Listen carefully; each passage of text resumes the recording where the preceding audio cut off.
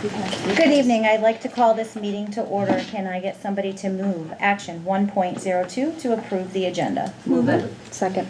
Okay, so Jess and Nick. Okay. All those in favor? Aye. Aye. Opposed? Abstaining? Passes 700.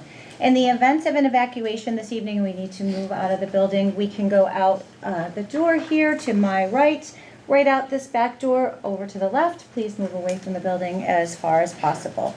Would you please join me in the Pledge of Allegiance? I pledge allegiance to the flag of the United States of America and to the republic for which it stands, one nation, under God, indivisible, with liberty and justice for all.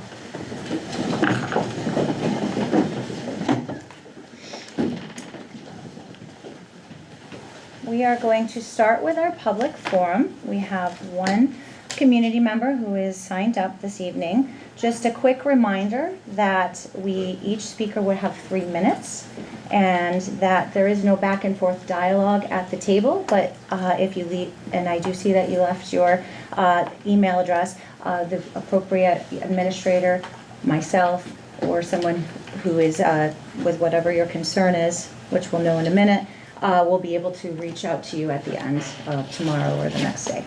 So we are calling up Kim Swanson. Please join us. Come right up to the podium. Hello, everyone. My name is Kim Swanson, and I'd like to begin by sincerely thanking each and every one of you for your service.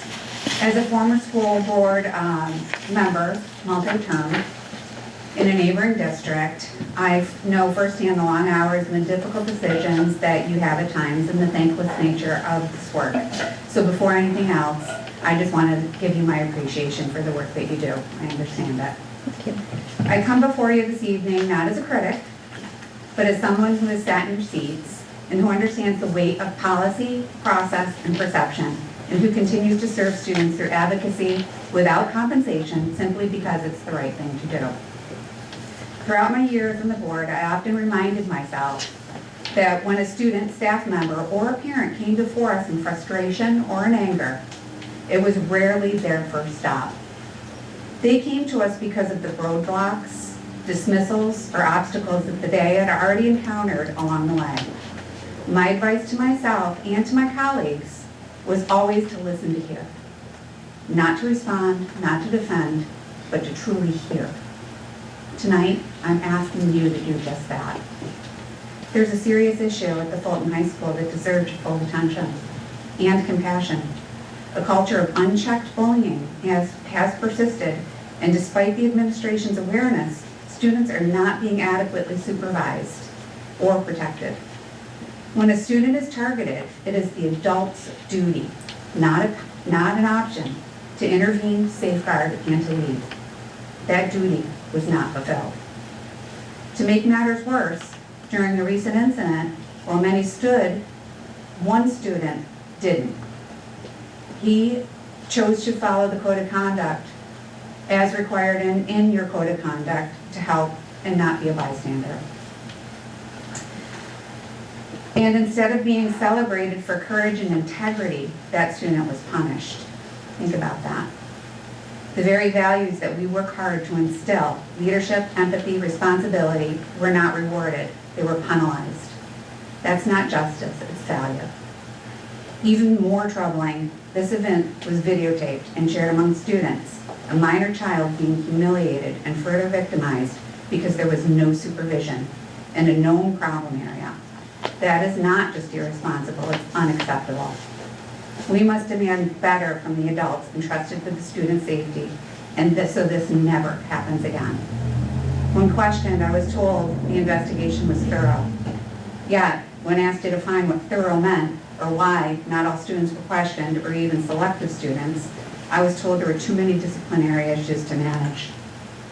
That is not thoroughness. That is convenience. Your 3 minutes is up. I'd like to just have another minute, please. I'm sorry, no, your 3 minutes is up. We're done. I'm sorry. I'll have somebody else. Thank you. Question? Can somebody else read the last paragraph? They're not signed up. You can do it at the end when we do the second board forum. Well, that's for anything on tonight's agenda. Oh, okay, yeah, so sorry, no.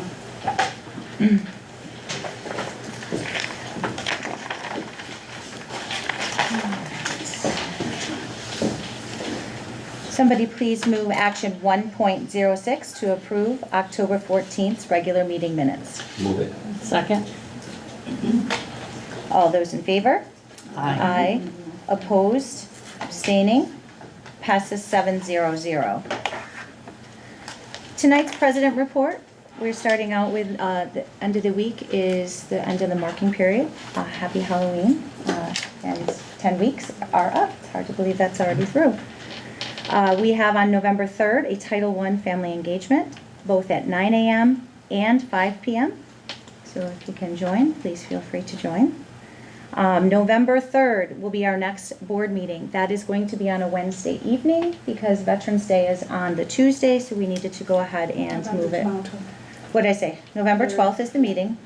The 11th is Veterans Day.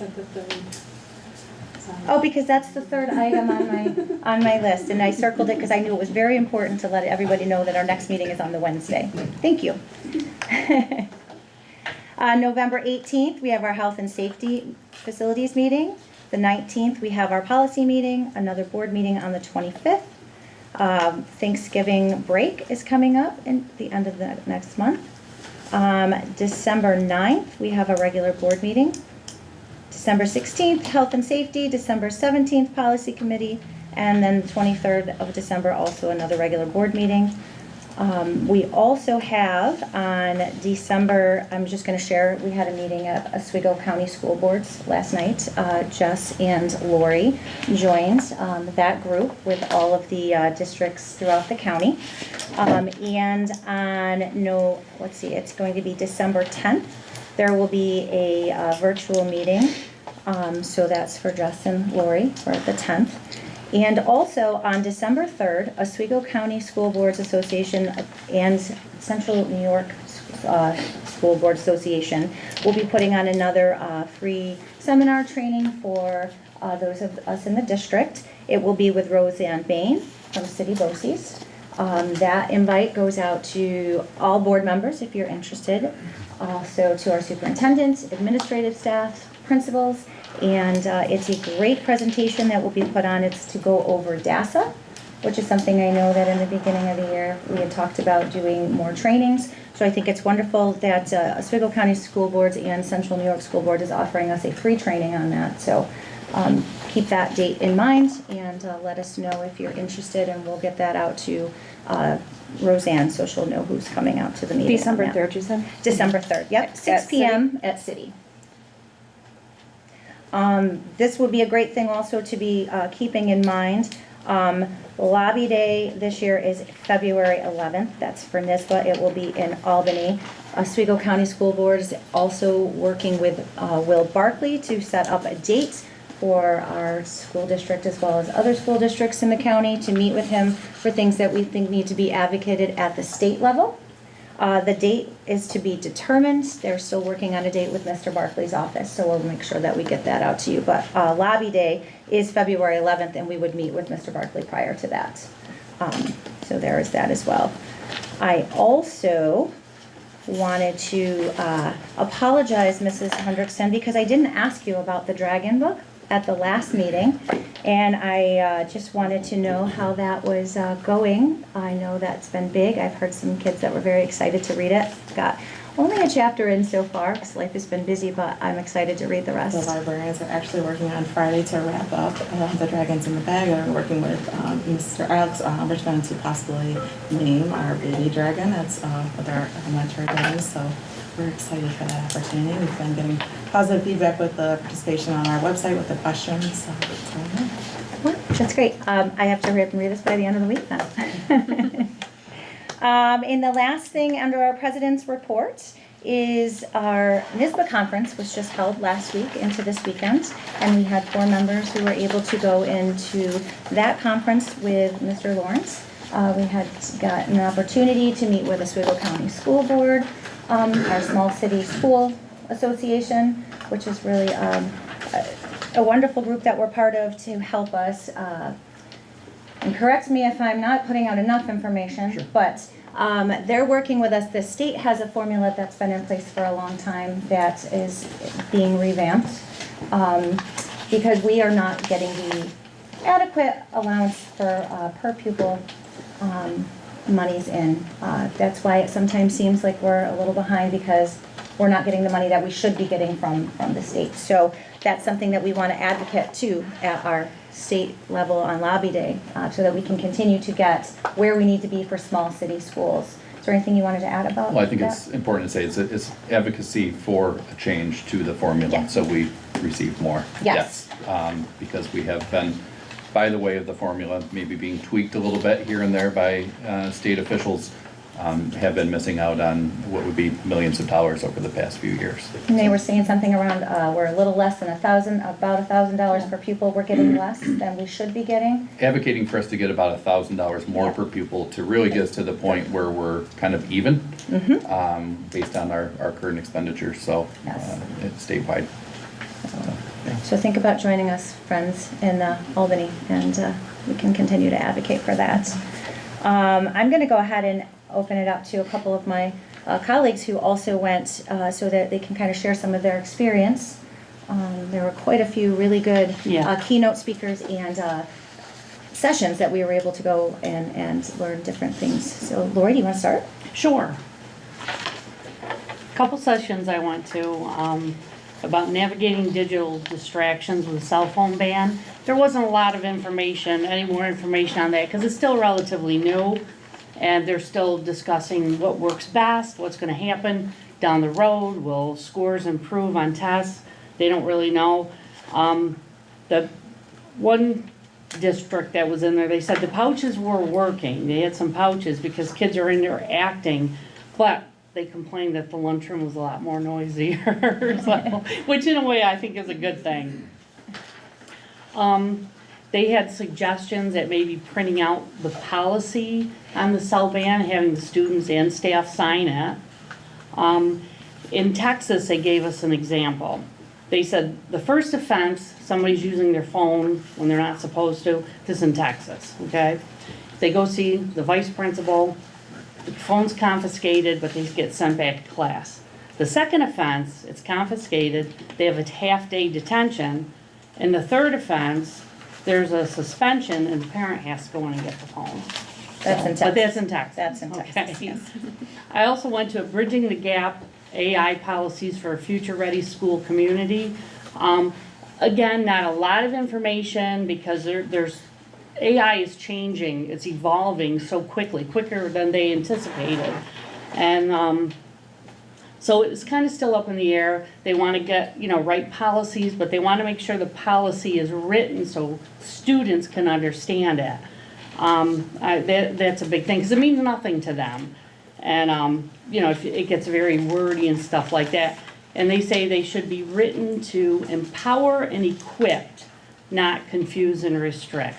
And some of their strategies are use terms that are clear to the students, provide examples, include scenarios that are acceptable and unacceptable, ensure there is consistency across classrooms by aligning teachers on the guidelines, and engage students in policy creation and gather feedback during the development. I'm trying to cut back. I got a little wordy on some of the stuff, so. I went to anatomy of district goal settings, and I got to be honest. I went there thinking, I'm going to find some juicy little tidbit I can bring back to our administration and us. No, we do everything that they put out there. There are some districts that have no goals, but our district does everything, everything that they suggest. Engaging the community, using surveys, use the data, so that's pretty impressive. The keynote speakers, the first one was Ted Shriver, who took me a little bit to figure out. He really was a Kennedy. He looked exactly like one. He talked a lot about dignity, and I'm not going to steal anybody else's thunder, but one thing that struck me is he gave a quote from Arthur Brooks. We have a cultural addiction to contempt, an addiction abetted by the outrage industrial complex, and it's tearing us apart. that really, that kind of hit me, because when you think about it, with all, social media and everything like that, everybody seems to be thriving on contempt. And he talked about that, but I don't want to steal others' dignities. Then our other keynote speaker was Steve Hartman, and a friend of mine described him as a cross between Mr. Rogers and Robin Williams, and he is. He does CBS, he does I just told you. On the road. On the road. And he talked about kindness and how there are kind people out there, and we just have to focus on them. And I won't go into any more on the keynote speakers, because I know that's what some other people want to talk about. Mr. DeJalore? I know that you also got to do the other dignity. I did, that was very informative. Not as long as Mr. Shriver's, but it was very good. Unfortunately, I wasn't able, Fallon was with me, and we weren't able to get the dignity flow chart, but there is a barcode, and we can go on to the website, and so we'll get those for the rest of the board. Okay, and I think that you had sent a link to us, so we can maybe even have Yes, Mrs. Trude yes. print that off if we send it to her with the. My major session was the first day. I spent the full day in the pre-convention law updates. Predominantly, they focused on freedom of speech for students. They went back as far as 1969, and there was one in 86, 88, 2007, and 2008. Going back to 69, it was students wearing armbands to school. Basically, it had a peace sign. The courts ruled with the student that as long as it didn't hit the nexus of substantially disrupting school functions, they could wear that. In 1986, it was lewd gestures, lewd and vulgar gestures, where a student gave the finger to, I believe it was either the principal or a teacher. And they sided with the school there that that's unacceptable during school. 1986 said schools can censor school-sponsored publications. So though students have freedom of speech, they can't, in a school publication such as a school newspaper, there are certain topics that are untouchable, again, but it has to reach the nexus of substantially disrupting school functions. So you could say they kind of sided with the students, saying, yes, you can, but you can't disrupt school. That was at 88. 2007 had to do with social media, and some students on social media, I think it was at a school function, they had a sign that said, "Bong hits for Jesus." And they said then that the school can censor speech because of drug use. You can't, you can't, trying to think of the terminology they use, but basically if your speech had to do with drug use, and just that phrase, "Bong hits for Jesus," was enough to have them side with the school. Which is probably because it's against the code of conduct of the school. What's that? It's probably because it's against the code of conduct of the school. Exactly. But in a lot of these cases, where a lower court may have sided with one way or the other, when it got to the Supreme Court, there may have been a turnover in the decision. I just can't go into it all. It was just, Yeah. it was so, I was awestruck with the amount of information that they had on all that.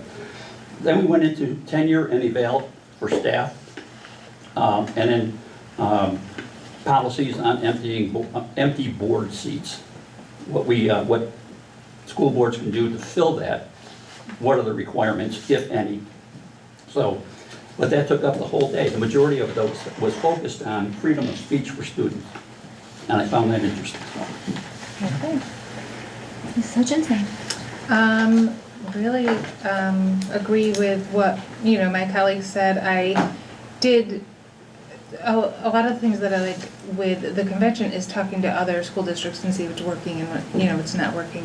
We did speak with one district about the cell phone policy and the discipline, how it progressed in their school district. And the first one there was the first time that when they take the phone away, the parent has to come in and retrieve the phone. It's not given back to the student. The parent must come in and sign. And I really like that Yeah. disciplinary approach. And then it's in the parent's hand and how they want to discipline the student there, and then it progresses from there. I did like the AI in how the language in the policy should really be empowering our students and our staff and how they want to use it. A lot of the policies are full of negative terms of cannot do this, and the language is unclear. And so they really use a focus on what you can do with it, with the AI, and give them direct examples and limit the speech so that our students can read it and understand it. And then some of the other things were really great information we got at the expo. I know I spoke with one company about staff surveys, and I know we struggle with some staff surveys here, and it's limited in how they have different surveys that they would use AI to also enhance the survey. So if a staff member said we have an issue with discipline, it would then prompt more open-ended questions to see exactly what the issue with discipline is, or whatever the staff is. So I really liked that, and found some of those tools could be really useful for our district. Thank you. And what I noticed with a lot of the sessions that I went to, there was a reoccurring theme. And I know that we have a new superintendent that is possibly going to appreciate this. It has to do, a lot of things have to do with our policy. They have to be clear-cut. Our students have to understand what the policy is asking for them. So for instance, with the AI, if the students don't understand when they can use it or when they can't use it, they're not going to use it, even if they're being encouraged to use them. But this kind of falls across the board for a lot of our policies. Our district has a lot of policies, which you are aware of, and I know that it's something that you're looking into checking at each individual policy and making sure that it's clear and concise, and that the community and that our staff and that our students understand exactly what is in the policy and what needs to be done or upheld. So I know that's a huge uptaking that you will be taking on, but there were about 4 or 5 different sessions that I went to that talked specifically about policies being I wanted to go to the Scott Levy Why School Boards Matter session. We were in our small city schools. But Oswego County School Board is in the process of trying to get him to come to be able to talk with us as well. So if that does come to fruition, I think that will be a really important thing, because we do talk about policy and finances quite often, and there's a lot to that. And there's other things that, we need to be kind of aware of and bringing back to our... I just wanted to bring up one more thing too, and I do believe that the NISBA were recorded, those sessions. So I Yep. know there were sometimes we were in a session, but there was another session that we also wanted to attend at the same time. So board members who weren't able to attend or want to go in and watch. So we were that should be coming out on Friday, and that should be put out to us by NISBA. The question we were discussing was, are we able to share it amongst our people who were not there with us? So if that is the case, there's 4 of us who have access to it. We will make sure that you guys can see any of the sessions that you want to. I talked with a few other board members from neighboring districts who did the virtual, who were not able to attend. And it seemed to me like they got quite a bit as well. And so if you can't join next year's in Buffalo, think about that virtual option, because there's a lot of information that's coming. I did speak with a few vendors myself. That I just wanted to kind of throw this out to you. I know, Mr. Lawrence, I told you, we still have that thought of if and when or how this, electric school buses will happen. There was a company I gave you the card to. They come and do, or school districts like ours, a free analysis. So you guys do what you need to do with it. I just wanted to bring that to your attention. I know we've been talking about the electric school buses for a long time. And here's this is the other part of that. One thing that I definitely caught my eye, we have low math test scores in our district, and that is something that we are always trying to get ahead of. This AI math co-teacher, and I talked with Mr. Lawrence a little bit about this as well. It's up to you and the Hendricksons to look into this if it's something you think would fit for our district, but this is so when there are several students in the classroom, we have that co-teacher in there for when there are those minor questions, when teachers are trying to get around. I've heard that there's great success with this. Districts are pulling up their scores. I just thought I would bring it back just in case it's something that might work for us. I know that I've heard along the lines that, Fulton's never going to pull their math scores up. Well, I don't think that that's necessarily true. Maybe we're just need a tool to help us out with, but that is up for you guys to go ahead. Is that a tool that's only available during the classroom, or would it be available to students outside of class? I know that it's worked on inside classrooms, but there may be a component to it that, the district we'll have could to look look. It into to doesn't say. see. And he didn't really go in today. He just That said. might be a good option too. And I know there are Or other ask what companies was the as well. problem. Yeah, Yeah. but the homework part would definitely be great, especially for families that are helping their students at home. I know sometimes it looks a little crazy. It doesn't look like how we did it when we were in school. Khan So this, Academy is free. PH. to use Well, I that. was just thinking. It's amazing. Well, we Yes. have Yes. Yes. But this is just a little something that's different with the up and coming, forever changing in a speed of light AI world that we are starting to It's very cool. to be in. So I definitely wanted to just kind of bring those to your attention.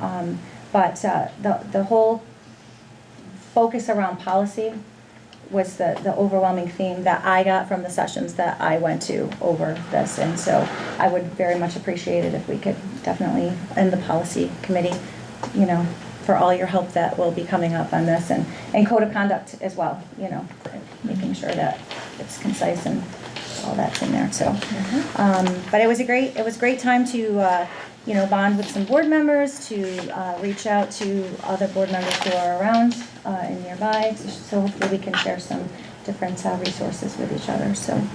Brenda, before you move on, Sure. I forgot probably the most important court decision that we had talked about that day.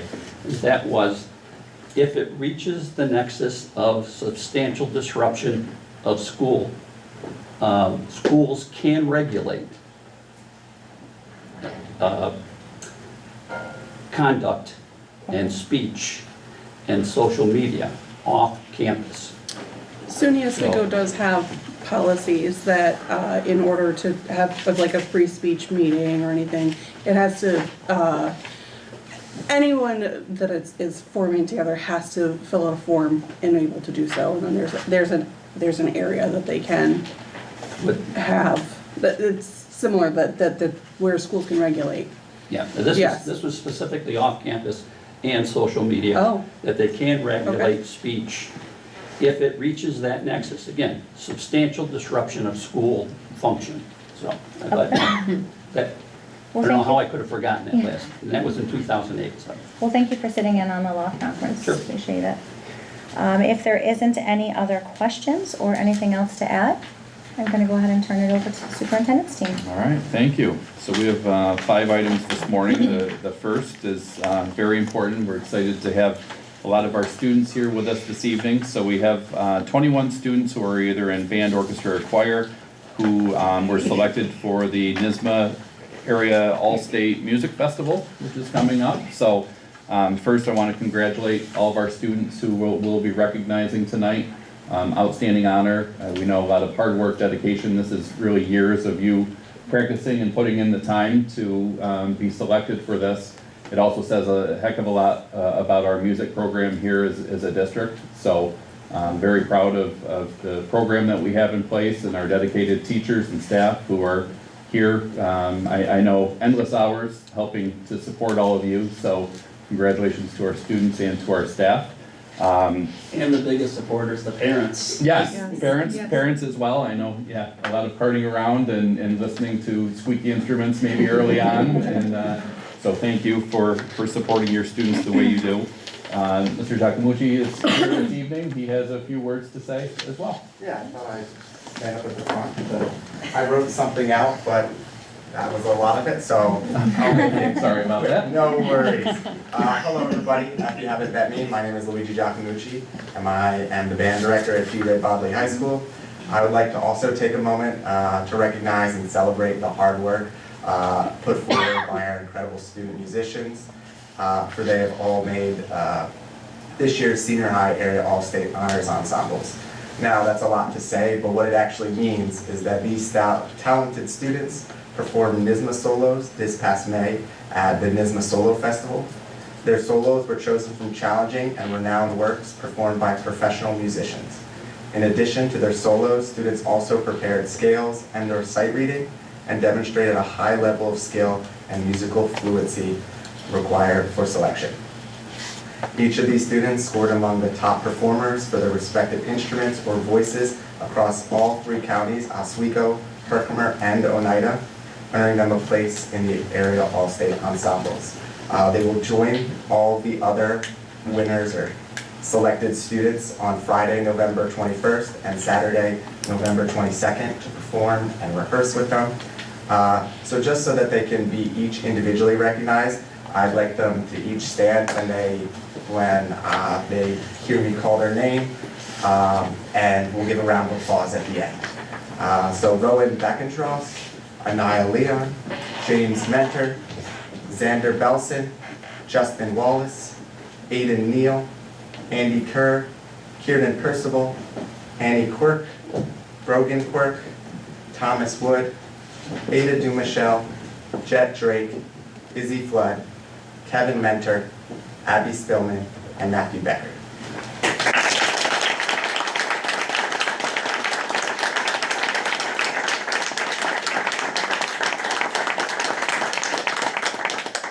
I'd like to also mention one other thing, or a couple other things before we depart. I'd like to give special recognition to the band students who are sending 12 representatives to the Honor Band Ensemble this year. This is more than any other school district in all 3 of the counties, which is great because we're not the largest school district in the 3 counties. And we would also like to extend a heartfelt thank you to everyone who supported these outstanding students along the way, especially their parents and dedicated music teachers throughout Fulton School District. Their encouragement, time, and passion make achievements like this possible. Let's have another round of applause for these musicians.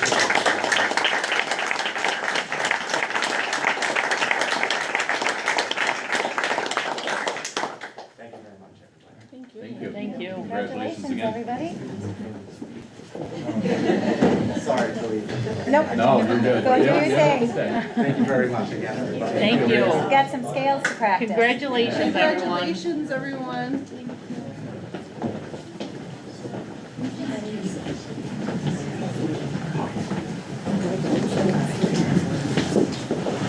Sorry that you had to bring all the chairs. No, it's all good. We're happy to see it.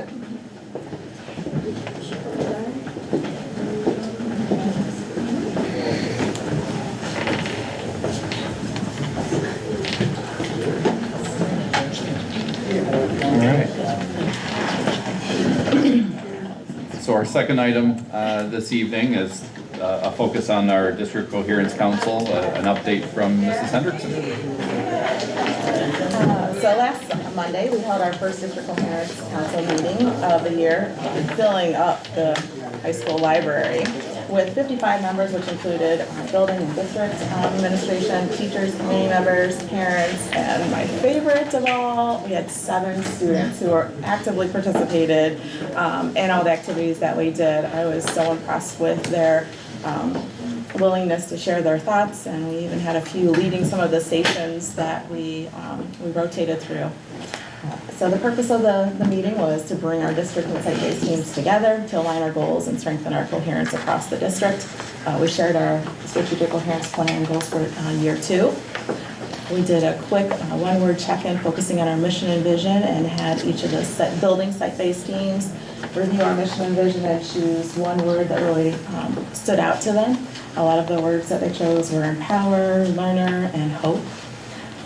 And then we had each of the building teams break into 3 groups, and they rotated around talking about each one of our circles here: culture, systems and structures, learning and wellness pathways, and focusing on the two questions that we have up there. What's already happening in Fulton that supports our culture, structures, and learning and wellness pathways, and what opportunities can we grow in?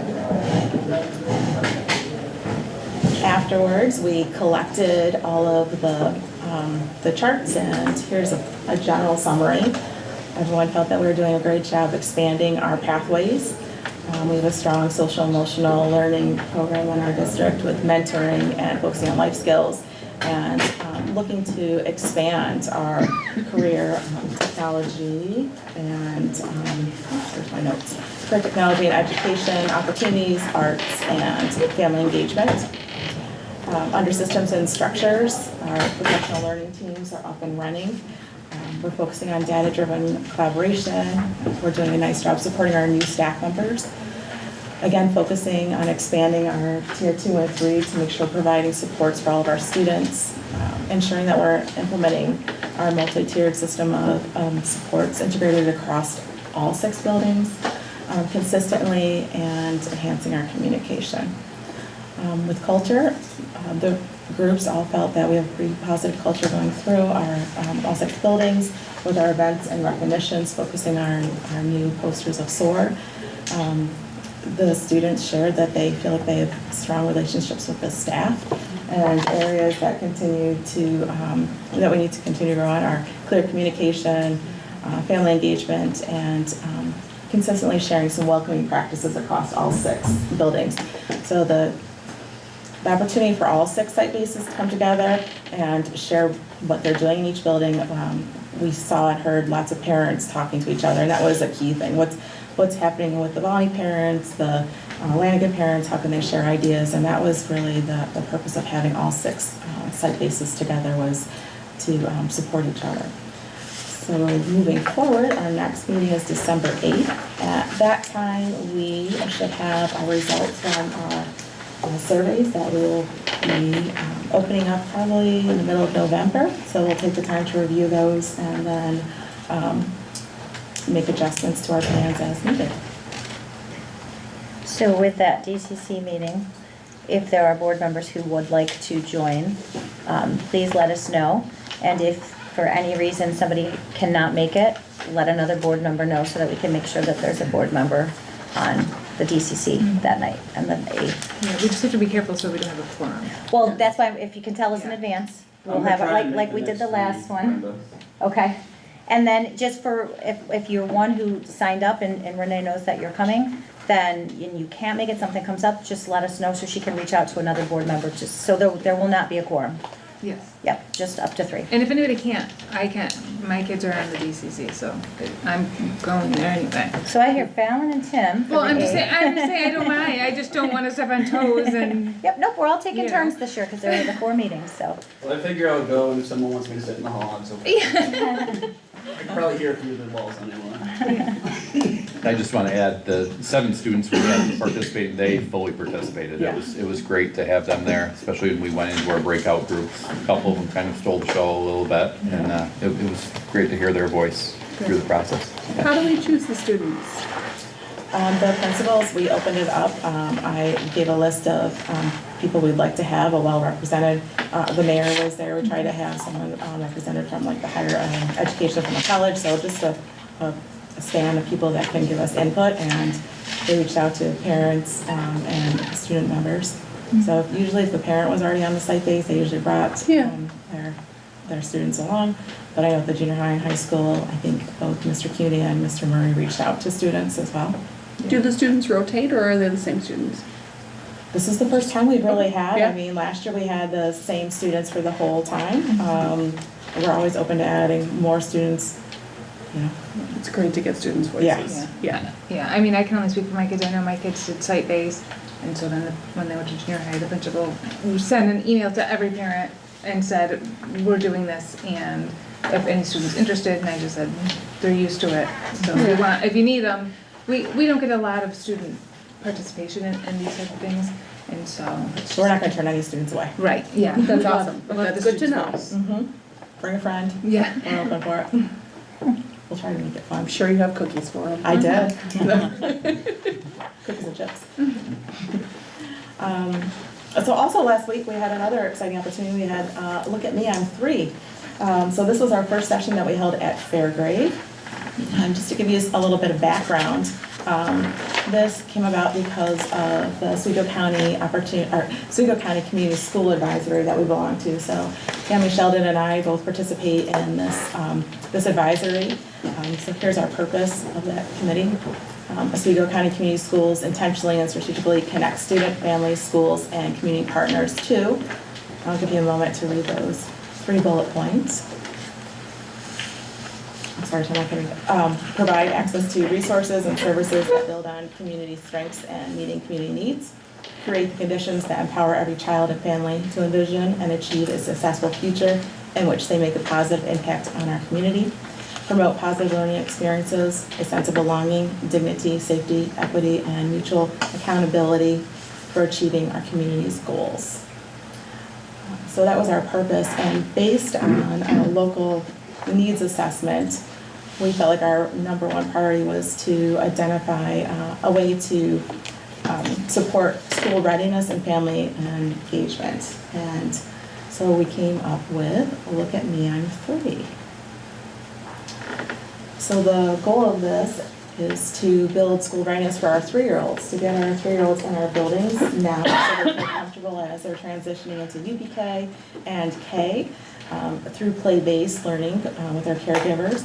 So we're connecting the school and the community together. We're going to have monthly sessions that are based on the Imagination Library books that students are already getting at home. And this is run with a partnership through City BOCES and our school. So we had our first session. The first book was Bear and Bird Explore the Seashore. We are holding 2 sessions, one in the morning and one in the evening. So our 9 o'clock session, we had 2 students, but our afternoon, well, I think we had 10, so we're hoping in December we'll have even more. So students came in and they had sand to sort of warm up and play with the sea animals. We had puzzles there for them. And while Mrs. Gates and Ms. Broderick read a book, the parents were on the other side of the library working with our community partners, just connecting with different things that they can do at home. They left with goodie bags and a snack. They got to participate in a paint activity. And I think the students really enjoyed themselves. It was fun to be acquainted with 3-year-olds again. So our next session is December 9th from 9 to 10 and then 4 o'clock, and it'll be at Lanigan Elementary. Thank you. Great. So we'll turn things over to Hooper to focus on our operations and finance report, but then also we're going to get into the discussion of the 26-27 budget timeline. Yes. So we'll start with the September financials. There really isn't anything surprising to make note of in terms of our revenue and expenditures. This year is trending very similar to last year. In terms of our revenue, we're at about 36%, whereas last year in the previous slide we were at 33%. So it's always a good comparison to see that we're in a similar spot to where we were in the prior year. You know, we just closed our first tax collection period in the beginning of October. So I know that's always a relief for Mrs. Hayden to you know, conclude that time period. It's a busy time in the business office. So that period of time has concluded. We are starting to see some of the state aid flow in and a little bit of our federal money as well. In terms of the expenditure breakdown, again, it's about what we would expect, similar trending as we were last year. Things are picking up a little bit. You know, when we reviewed things in August, not a lot of movement had happened on the revenue or the expenditure side, really. The summer months are a little slower, but as the school year starts, both sides of the budget tend to pick up a little bit. No, and that's the last slide for the financials. Like I said, really nothing unexpected. I guess that's good news. Are there any questions on the September financials? Quick question. Sure. When you say it's trending like last year, is that like we're expecting, I know some of the same trends that we saw last year, we're Yes. expecting to continue into this year? No. Are we better? I mean, We are. I know we took a much bigger leap on what we assumed the jump was gonna be Mhm. because, based off of previous couple of years, so I'm assuming, that part's, different looking at it from that angle. Yes, I should probably explain that a little more when I say we're trending similarly to last year, because we don't want the trend at the end to be the same as last year. What I'm seeing right now looks much, much better than last year as I project out, towards the end of the year or even towards the middle of the year. When I say it's good to see that we're in a similar spot, you wouldn't want to see your expenditures, at 40 or 50% at this point in the year. So the fact that the percentages are in a similar spot, after September as they were after September of last year. But you're dealing with a different budget number altogether, a different revenue side, a different expenditure side. So I guess the spending trend is not the same, if that makes sense, or the projection is not looking the same as it did last year. Graphically versus data. We're looking much better, and I'll talk a little bit about that as we talk about the reserves in the next few slides. I did want to draw attention to the reserves. It was part of the audit, and our reserves are changing in terms of we've had to use some of them in the last couple of years, and we have the ability to use more of them this year should we need to. Mr. Cooper, before we go on, can I just ask one question? I'm sorry. Yeah. I didn't want to interrupt you while you were Yeah. going. To Mr. Connor's point too, I just wanted to make sure, the benefits portion for year-to-date is at 18%. Is, to me, that seems a little bit high. Is that where we should be at this time of year in October, or is that a little bit higher than? Well, that's in September.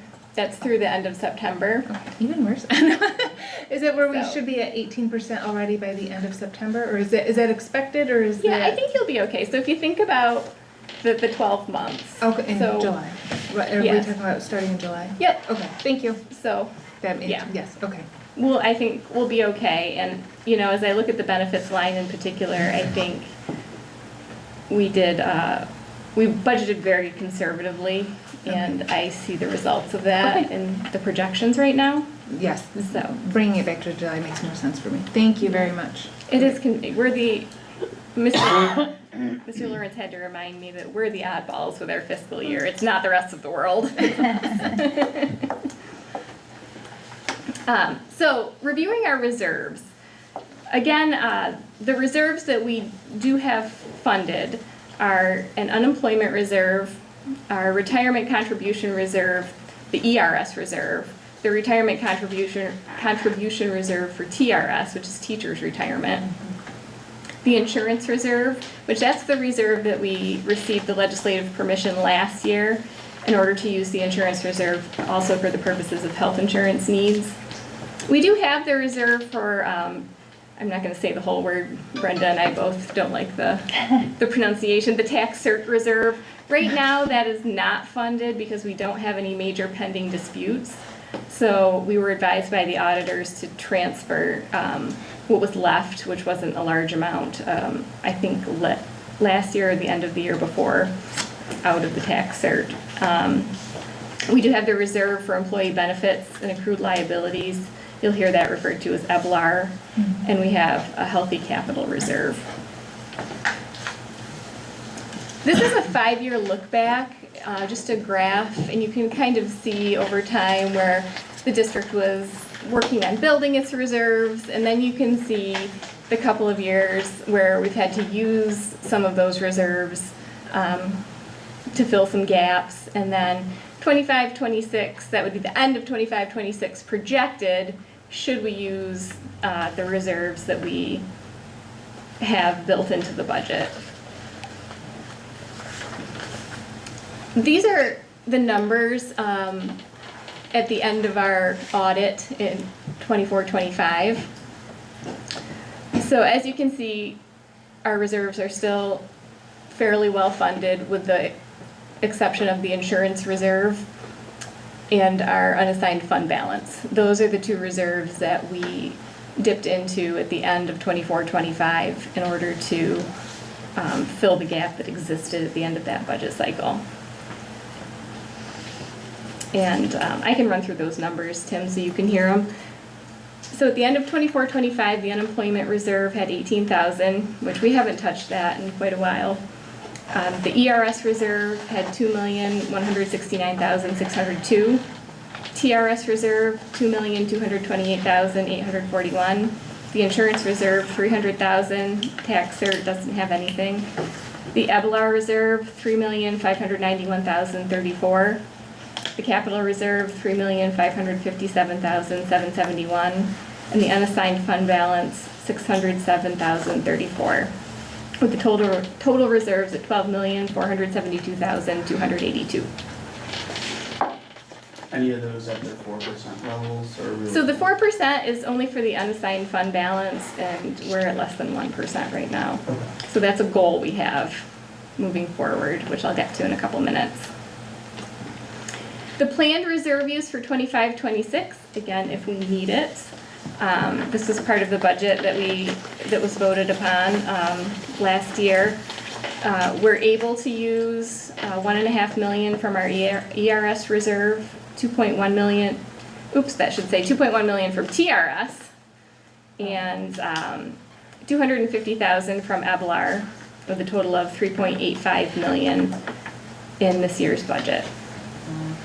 If we do that, if we need to use all of that, our total reserve amount would be down to 8,622,282. And again, we're going to, moving forward, closely monitor the revenue and expenditures and plan for any potential surplus. If we don't have to use that 3.85 million, we certainly don't want to. So, each month I'm looking at the projections and monitoring what I think the fund balance might be at the end of the year. And I'll start updating you on that each month too, as I get a better feel for how the budget is spending and how it's looking. It's still a little bit early, and I want to have a solid feel for it. But I can start including it in the financials each month as well.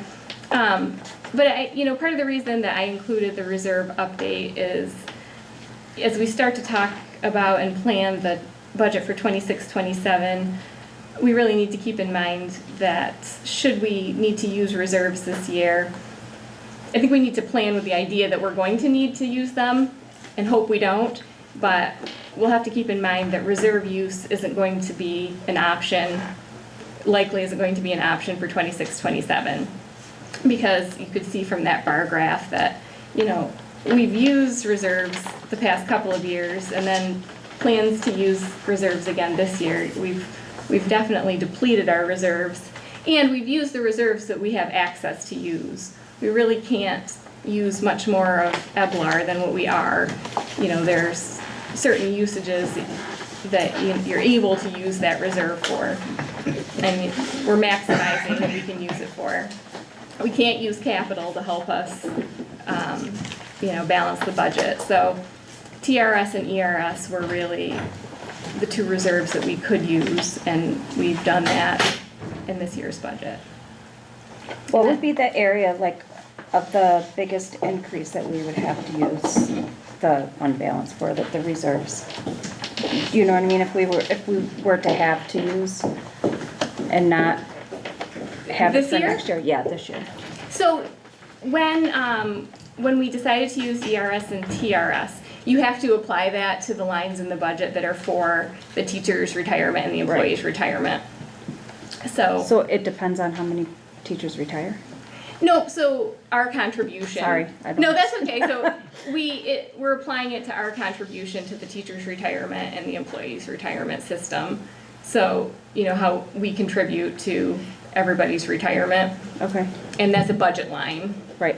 So when we use the TRS reserve, we would have to apply that to the TRS line in the budget. But would we know that number now? We have a pretty good idea, yeah. Why would it change? I'm just trying to understand it. Why would that number change, the contribution number? It won't. Oh. I'm saying if, for whatever reason, we don't need to use the reserves Right. because we have enough in the budget,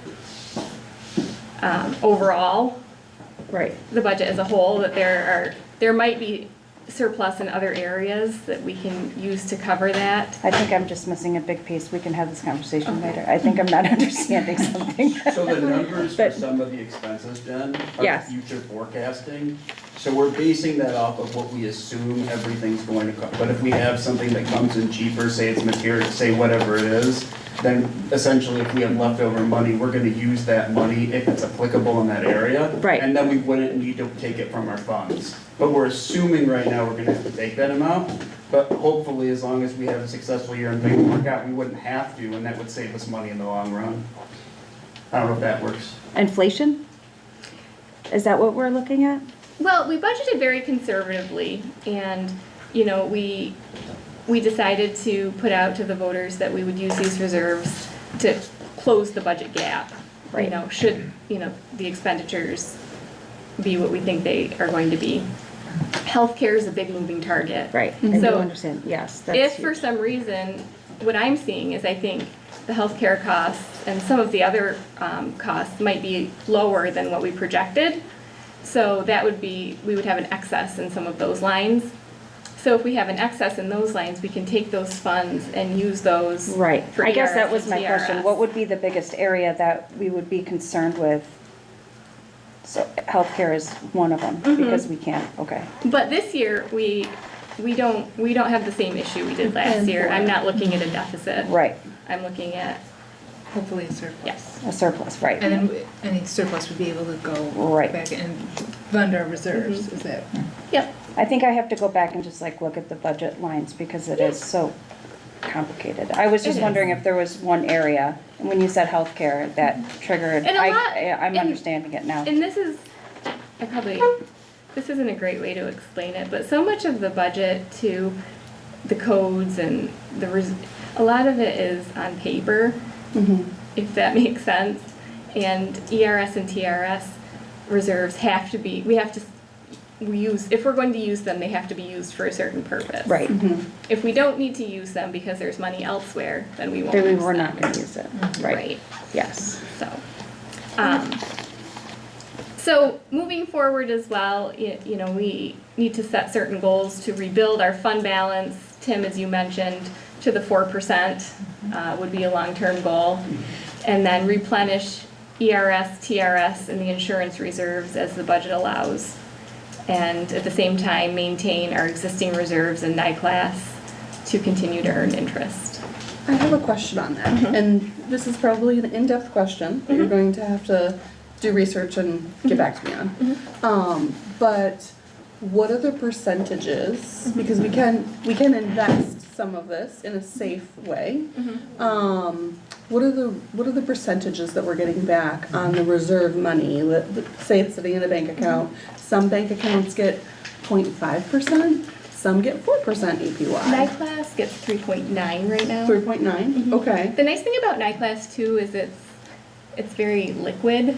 Yes. So we also are able to put non-reserve money there and kind of move it back and forth between NICLAS and That's good. our bank accounts. Have we looked into US Treasury bonds? Because I know right now that their interest rates are very high on them. We And they haven't, can be as low as a week. we looked at, before we did NICLAS, we kind of dipped our toe in with a CD. Okay. And the only, I guess, issue we found with that is it didn't have the same liquid nature. Your cash wasn't available to you. It's not like a brokerage account. where you Right, can just and if pull you out at did any have to moment. break it, there was a pretty good fee to do so. Okay. In bonds, there's typically a long, many years before you can, it I've doesn't seen keep up with some, inflation. I've seen some federal bonds as low as a week though, right now. And they're very competitive. So, I mean, we certainly open to any suggestions. I think night class is pretty typical for school districts just because of the availability of your funds. But we've done pretty well, you know, from July to now, we've made about $100,000 in interest.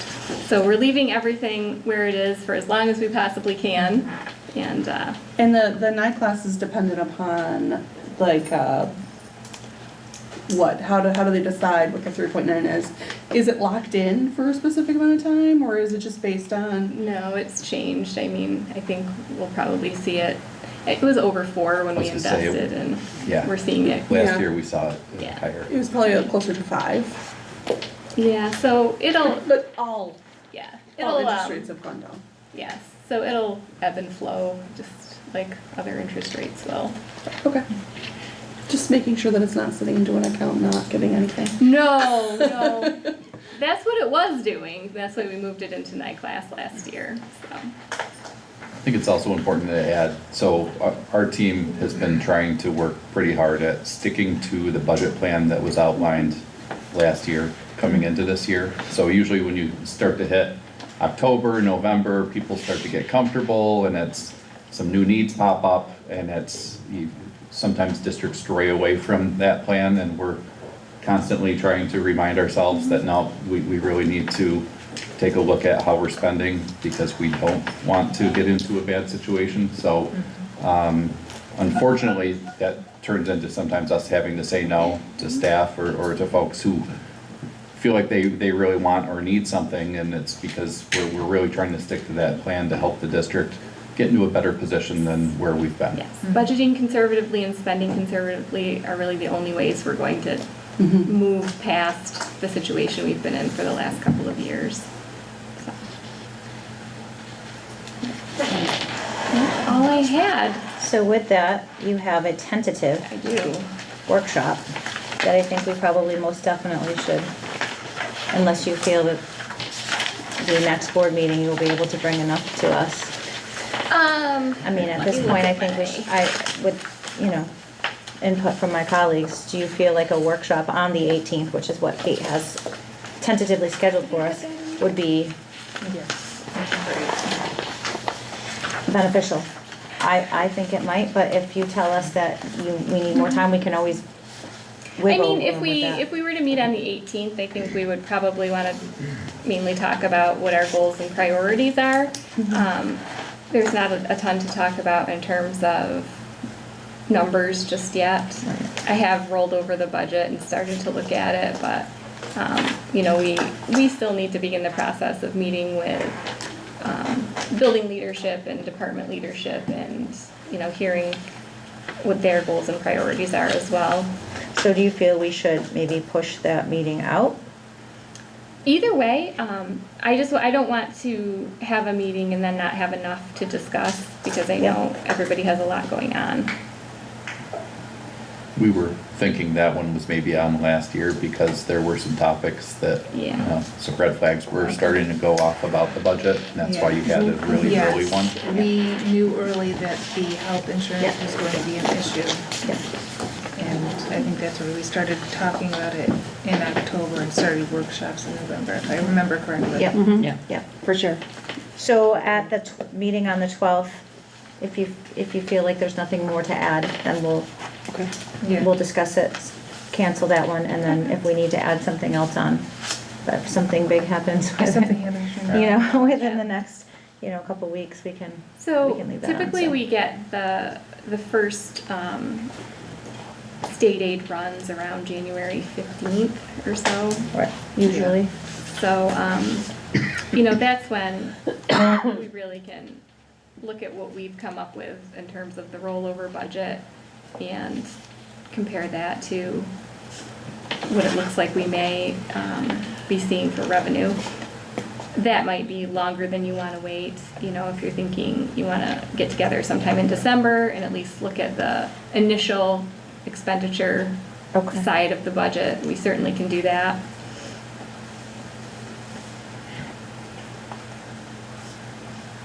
And you don't necessarily have to decide all of it tonight, I mean. Yep.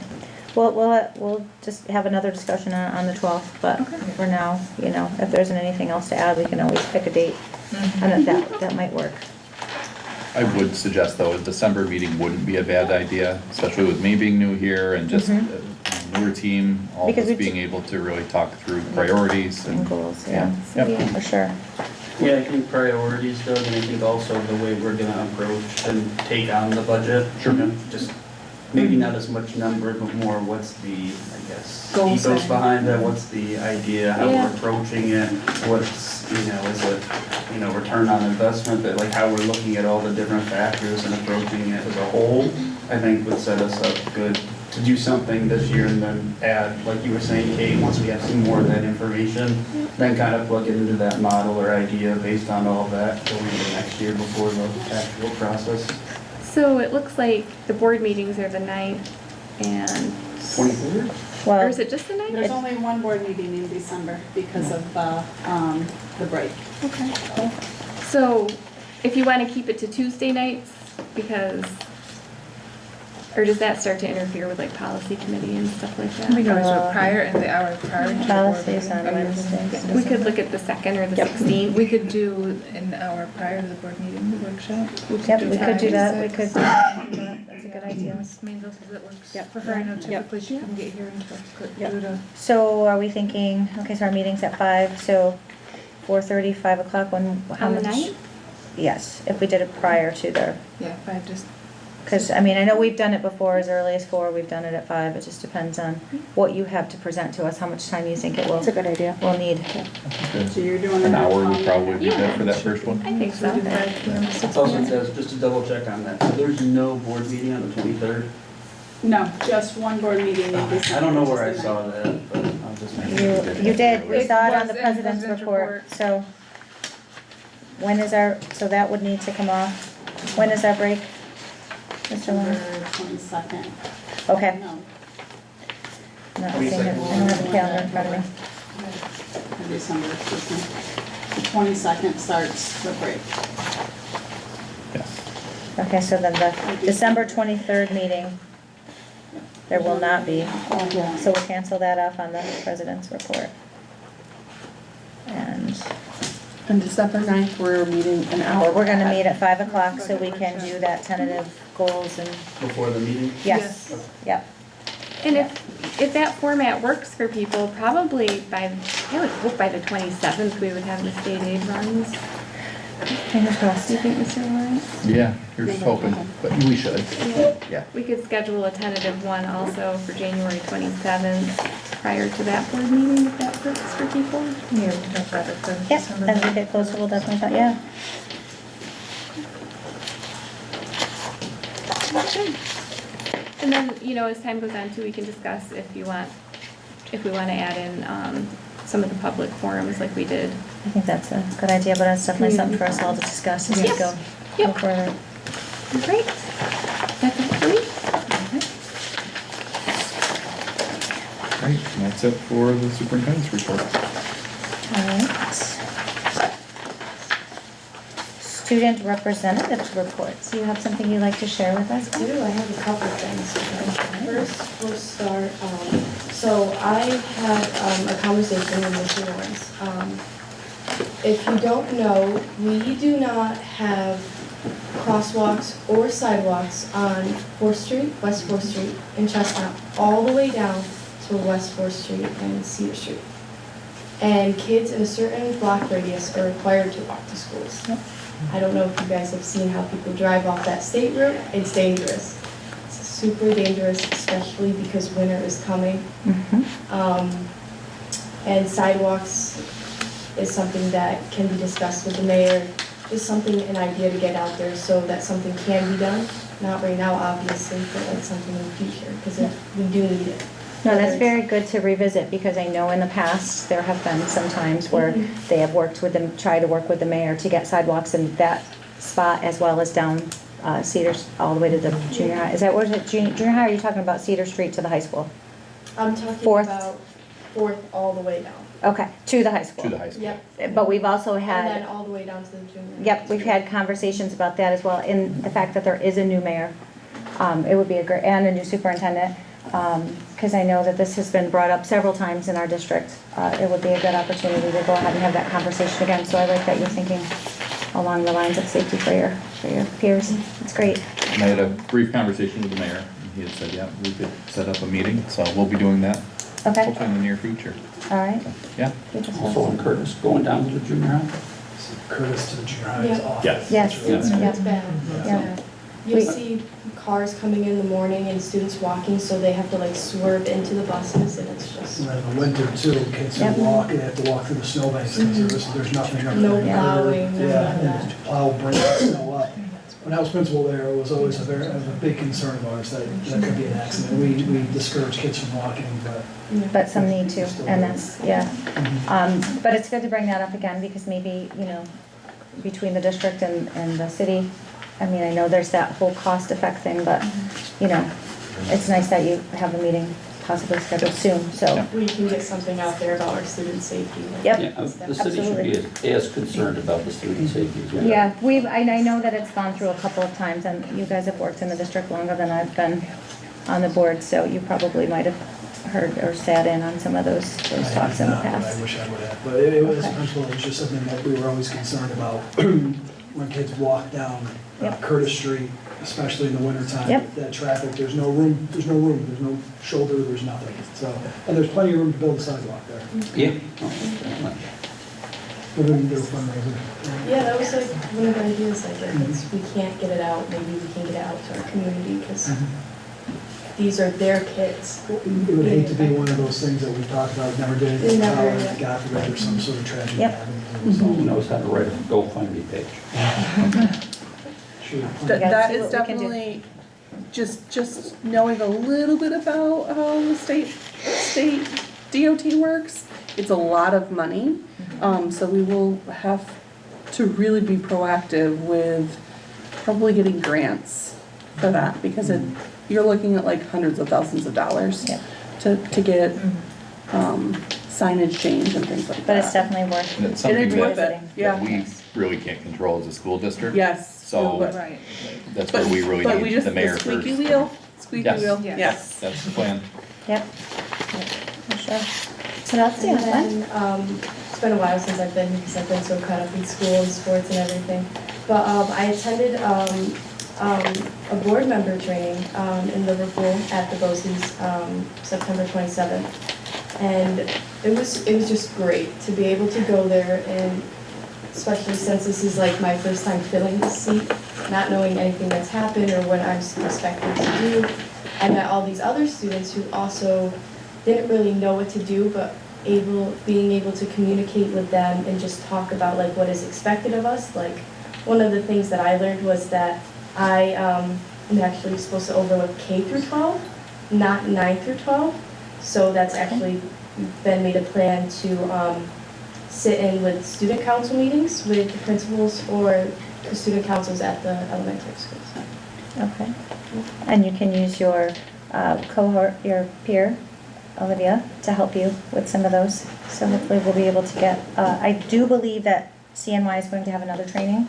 I don't have the date off the top of my head, but I feel like it was in January, there was another date. But I will look into that and let you know, so, you can have her look into that, and we can make sure that anybody who's down the line that wants to come onto the board, I know the last one wasn't open to students who were thinking about it, but they weren't necessarily the student on the board representative, right? Is that correct? So if you think of someone who might be interested next year, we can get them possibly into that training as well. We got some information from a school district towards Buffalo. Kenton? Yes. But what's the stand? Town, I know the last part. But believe it or not, they got a great program. They don't have a handbook. They're looking to us for information, by the way. Well, we're working on that. But I've got information from that, I'll pass on to you, I just forgot to read it. Anything else? That's really all I have. Well, welcome back. How did you were in the tennis, was it sectionals or the? Yeah, we went to both individual and team. We had a couple of our girls advance into the second and third round in individuals. The team, we made it all the way to the final for the first time ever in G-grade. Congratulations. Thank you, thank you. We did end up losing, but it's still an experience that we've never had before. And it's nice to see a program on the rise. That's great. Thank you for sharing all that with us. Good. All right, action 5.01, accept the financials. Can somebody move that, please? Move it. Second. Does anybody have any discussion? Anything for discussion? All those in favor? Aye. Opposed? Abstaining? Passes 700. Action 5.02, approve disposal of surplus property. Move it. Second. All those in favor? Aye. Aye. Opposed? Abstaining? Passes 700. Action 6.01, approve committee on special education. Move it. Second. Was that Nick or Tim? Nick. Okay. All those in favor? Aye. Opposed? Abstaining? Passes 700. Just take a look at our first read policies. There's 3 policies we'll be voting on at the next meeting. If anybody has any questions, or if anyone from the policy committee wants to share anything with us. Quick question. Sure. Any of them have changes to it? And Yes, because there were a lot of animal ones, are they they all have possibly some. sinking into one? Or is they staying 3 separate policies? Who is on the policy Three committee, separate. Jen? Still 3 separate policies. Really, the main purpose was, especially with 3220 and 3220F, was to provide, I guess, more clarity as far as our policy on having any type of therapy dogs on campus and making sure that we have the proper limits set for insurance, proper paperwork and training for these animals. We did have several conversations with our insurance company just to make sure that what we were putting into policy aligned with what they suggested we should, and it did.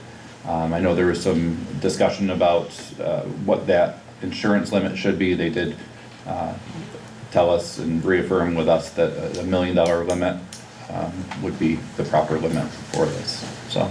Now, are we talking about students bringing in their therapy dogs or No. therapy dogs that might? We have staff that bring in dogs That's that what are that's therapy what I was dogs. gonna say, provided Yes. by the district. So, under this policy, they would be required to have certification. The staff member is required to have insurance on the dog in case the dog bites any student, Mhm. and they would be solely responsible for any injury. There's a whole, And we're limiting our therapy animals to dogs. That's what, we would like to do. So I don't guess. want somebody's therapy dog, Right. yeah. You had even out of request than that, but yes, right now, just dogs with proper appropriate certification, has insurance papers, and have all of their shots and all that paperwork's on file. And And even still, we can refuse and just say, no, sorry, you can't bring that animal in right now. And I just want to be clear, Mr. Kabani, you will be the point person for this. So every person that has a therapy dog, you will know that it's in the building. You will go through that paperwork with them yearly to make sure that certification is updated, that the insurance policy is updated. I don't want it left up to the principals. No, but the principals were the ones who I had to ask, is there any, because staff members don't bring their animals in every day. So the only 3 that were identified on the spreadsheet that I shared, I have all the paperwork for. I know that there was one at the high school that was no longer welcome, just because I guess it was a little yippy. There's one at Fairgrave, there's one at Lanigan, and there's one at the junior high, and those are the only 3 that have been identified and that I have paperwork for. I mean, I can certainly survey again, but Yeah, because I was told by a staff member, oh, it's fine, I just have to have them on a leash and have them certified, and they didn't know anything about the insurance policy, so I just want to make sure it's implored very directly with staff. I think this policy would be a good opportunity to send a Yes. reminder out to all staff. Yes. And make sure that their dog, if they bring it in, is registered and that everybody's aware. Yes, and then that you're the person who's going to be doing yearly the Yes. notification of the insurance policy and the certification. Yep. I just want to make sure we've got one direct Yep. point person so it doesn't get under the radar. For clarity on the insurance, are we talking personal insurance, or is a district also required to have insurance? It would be personal insurance. So those folks have to have insurance in As a case, certified. and they couldn't come back on the district should the dog Anything bite could somebody. always- We actually had a lengthy discussion about this. We did, policy. yeah. I did share insurance paperwork so everybody could see it, but anything could come back on the district. Oh, right. Unfortunately, but Sure. they should have their own personal liability insurance for each animal that is in those buildings. And under the 3022F, they would be signing that they are aware that they are held liable. Yes. And while the $1 million did seem a little bit low, I did do some further research, and typically settlements that I found settle between $300,000 and $950,000. I did find a few cases from 2017 to recently where they did settle from 1.1 to 1.5 million. Factors are based on the age of the student and where it happens, but you're talking multiple surgeries, you know, for something like a face bite and things like that with a child. So while our policy says $1 million, I would err that anybody should really do 2 to make sure that they're And the one covered. we looked at was actually 2 million. Okay. However, with this being a policy change and a change in practice, I think you're right, it's worth it to send out to everybody and make sure we have everything completed. Yes. Because I think some people do think they can, someone brought one into the district site meeting. Like, I think people do think they can bring Yes. their animals They- in as long as they're on a leash or controlled. They That's not the is case. very, more widespread out there than I think that we have a, So who We is are aware. responsible for reporting that to you? I Mark. surveyed the principals and asked them to complete a spreadsheet of any service animal that they've had in the district. We had 3 and I received paperwork for 3. Right. And that's all I've received. What about if they are just bringing animals in? Is the principal still responsible for reporting to you? And if they do not report to you, then what The happens? principal should be responsible for telling them that the animal can't stay. Well, okay, and we're gonna send a reminder out. Yes, with the And change in so we don't have policy, to worry about people bringing them in and I we hope don't not. know about it. I hope not. So the principal We'll is still going to have be to worry solely about it. responsible. Yes, responsible for the building, like anything else, they would be the ones responsible for enforcing the new policy. This is putting policies into place that protect the district, protect students. I understand that, Currently but don't have- I understand that policy, but who is going to be required to report that and to make sure? And what happens if they do not?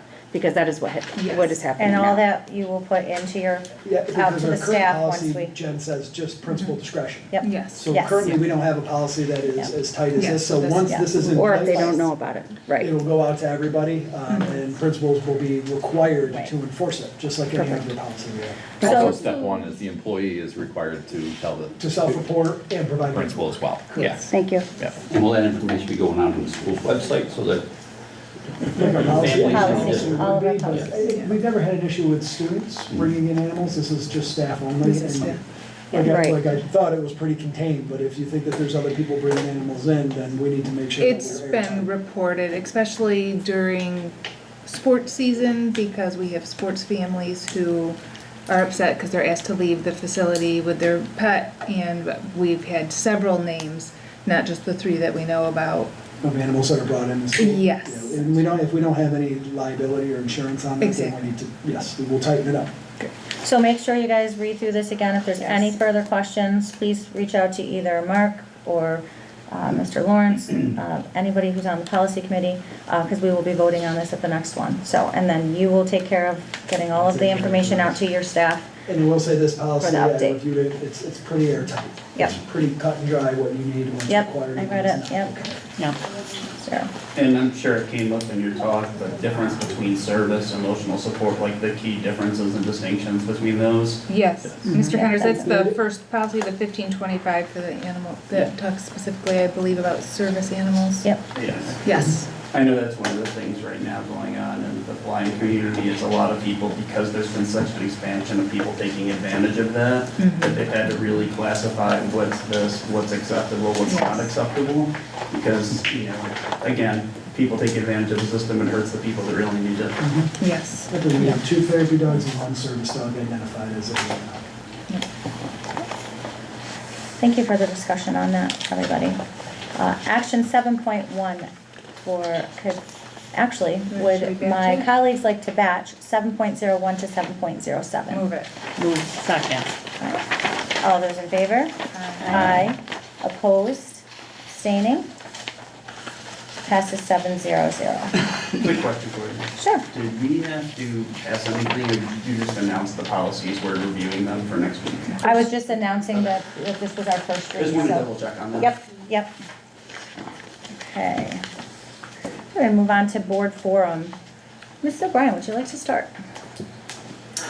Thank you to all the members that went to the municipal convention. It was interesting to hear all of what you learned, and I can't wait to dive in deeper into, the things that you think can push our district forward. And also, congratulations to the Fulton Music Department. It's amazing to see the amount of students that have been called out in area all-state, not just our county. Yep. For all-state, which is a huge accomplishment. Yes, and love to see the 3&Me, and that we're reaching out to the community with the littles and being really proactive with getting to know them. And I think that that's going to really help that transition and how the school can assist and how they can be successful and love school and have a great community. Super thank you very much for the financials and going through and always giving due diligence about what we're, all of our questions. Mrs. Hutchinson. Yes, I wanted to first thank our community member, Mrs. Swanson. Thank you for coming tonight and speaking. You were heard. Yes. We are listening. So thank you for that. I also wanted to thank our students. I love seeing our students here. Our music program is just so outstanding. I know some of those kiddos personally. They are so excited. They are so hardworking.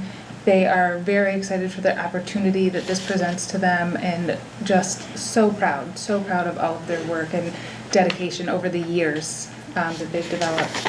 And then, Ms. Elgore, you did mention about one of our NISBA things in our math scores and how we struggle here.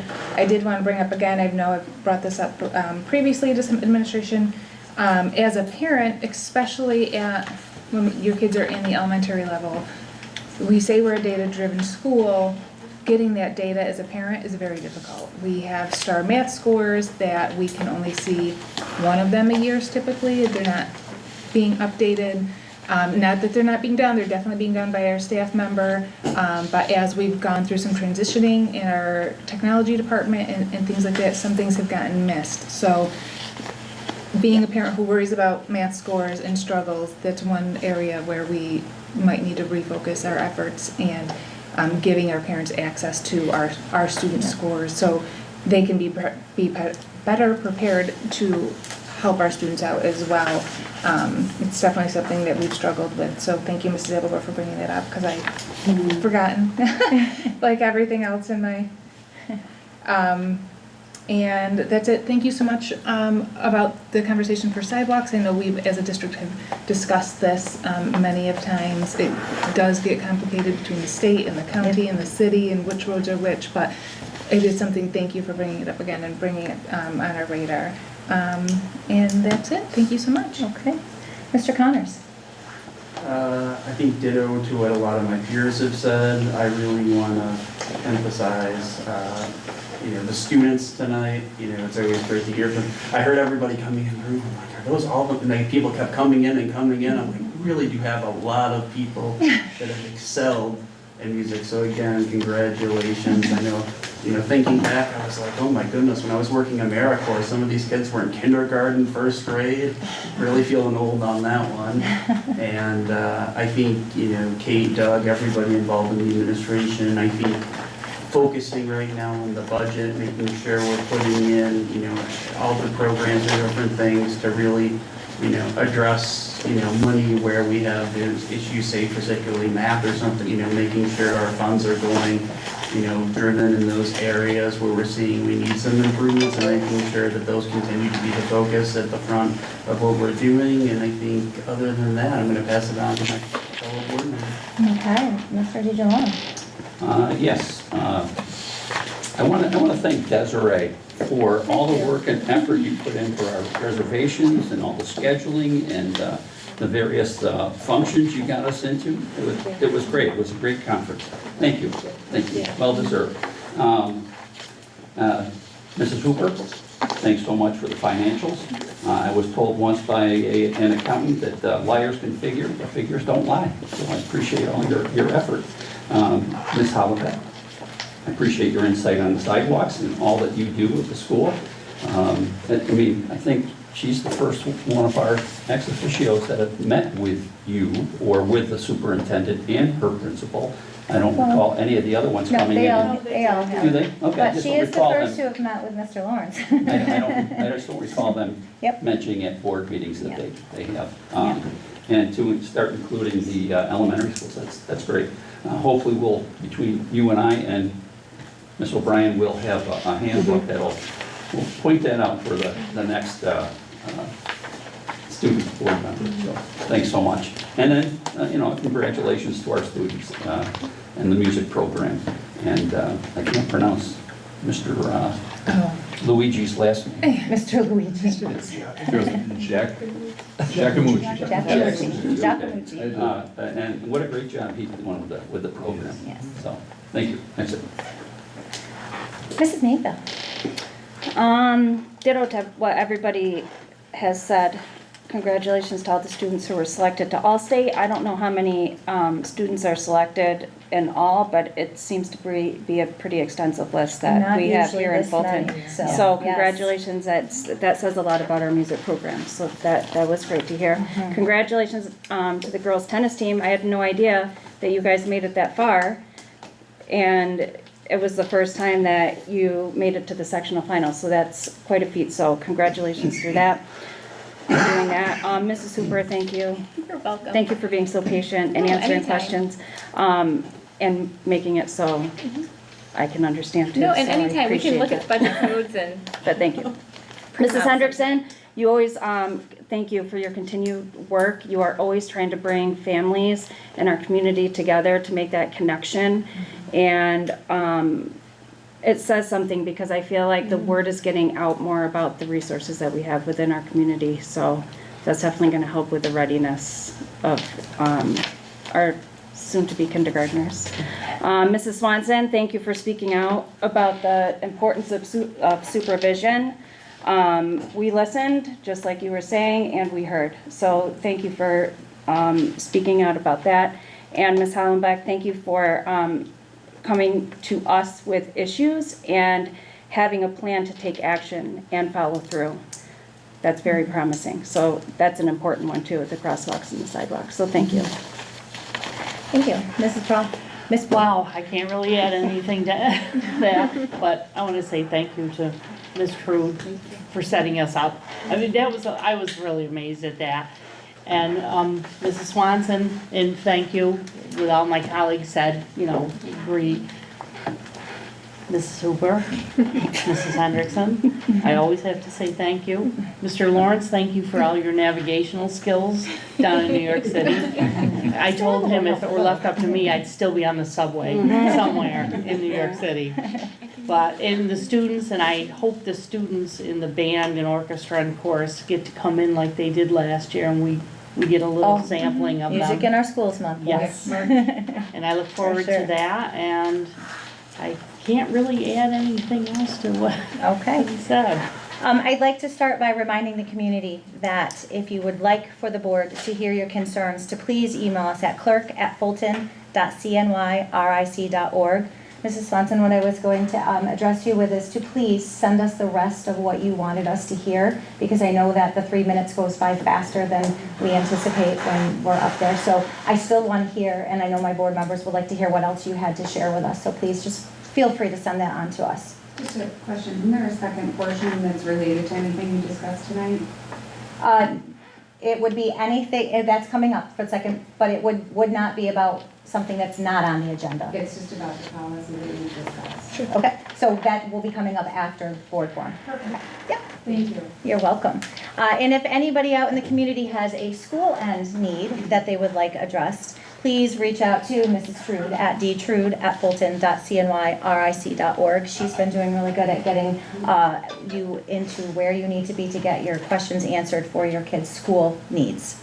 I wanted to, I feel like this is appropriate to bring up at this point. I was speaking with Derek from Central New York School Boards. Lori and Jess also heard this last evening. But the Central New York School Boards Association has for 2 years in a row worked, and I will bring you more information, Mr. Lawrence, about the Student Athletic Development Program.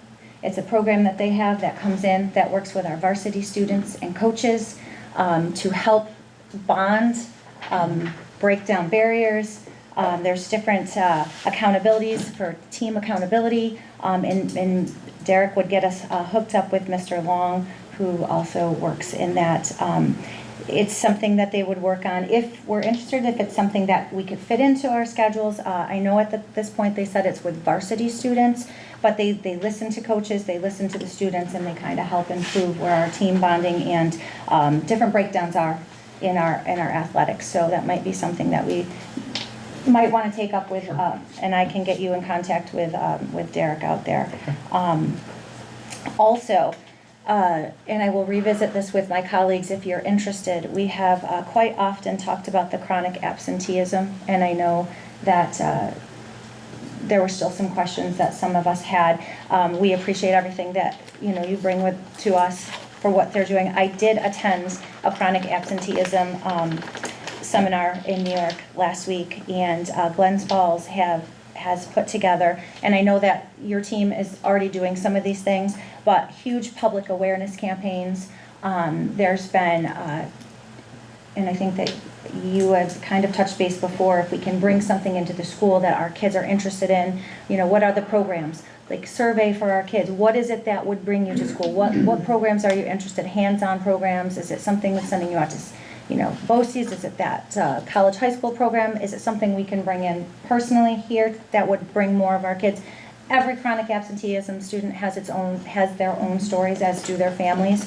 But they also worked nicely together with students who just, we talked about that 2-mile radius where students have to walk to school.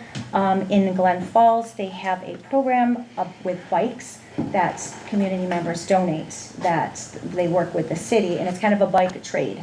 So if you are wanting to ride the bike and you can't walk, or it's too far, you can't take the bus, just different kinds of things that Glens Falls is working on to kind of help with chronic absenteeism. That might be something different that could possibly help with our district. I have much more on here, but community engagement is one of the biggest things, and I know that you work with families. And they also said, bringing these kids in, just to feed them and get to know them and build relationships with them outside of school to see where they're at. It's probably something that you guys have been working on as well. But just looking into Glens Falls, it was a great session. I have lots of notes if anybody wants to see them. And hopefully on Friday when these sessions come live, or not live, but when they come out to our email, if we can share them with our colleagues that were not able to attend, I think that will be a great thing. And if I get that on Friday, we'll make sure. If not, we will try to get a watch party going for anything you guys want to learn. So, We share that resource, we can add it to the agenda for our Title I meeting on Monday. Say it again. If you share those resources, I can add to our agenda for our Title I engagement meeting on Monday. Yep. To review and I can definitely do that. So, thank you. All right. I think that might be it. I may have missed something, but it's been a great discussion here at the table, so thank you for everything that everybody's offered. Then we will move on to our second public forum. Anything on tonight's agenda, you're welcome to come up and chat with us about. Just a quick compliment to your student board member, very impressive young lady. Your due diligence serves the students here very well, and I was very impressed by you, so just a compliment. And a testament to the fine education she's getting here at Bolton, because she's obviously represented that very well. Just to your policies that you guys talked about tonight, just real quick, as a community member, looking on your board docs, on your website to get your policies, they're not all accessible. They're not all there. There's some that are missing. And in addition to that, the lack of transparency, that really does make it difficult for families to understand their rights and for advocates to guide them responsibly. So I would just highly like to encourage all of you, as you're talking about the policies, to make that a priority directive for yourselves and your superintendent, not just for the optics, but because students deserve a district that meets the standards of transparency, accountability, and equity that public education promises. So, and just a special note, when I was looking up some of the policies, some I couldn't find that do exist, which I did share, but also some of them are last updated in 1998. That is 27 years. So I just wanted to share that with you and, implore you to do a thorough review of your policies. Thank you. Thank you. All right. We will be moving into executive session. Our executive session was resolved that Mr. Lawrence had asked to enter into executive session to discuss employment history of a particular person or corporation, or the medical, financial, or credit history of a particular person or corporation, or matters leading to the appointment, employment, promotion, demotion, discipline, suspension, dismissals, or removal of particular persons or corporations. Move it. All right. Who's second? Yes. Fallon? Okay. All those in favor? Aye. Opposed? Abstaining? Passes 700. Thank you for joining this evening. We will be out after our executive session.